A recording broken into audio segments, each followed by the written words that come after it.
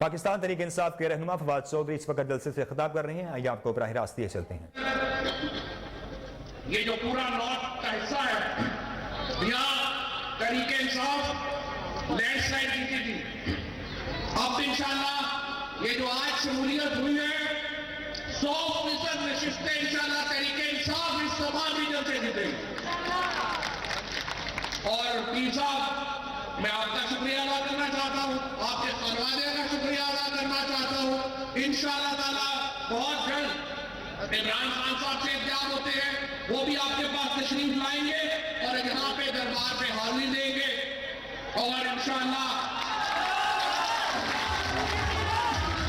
ये जो सफर आज आपने हमारे साथ शुरू किया है, आपको इस सफर में उसे पंजाबी कहने ना चास आ जाएगी इंशाअल्लाह।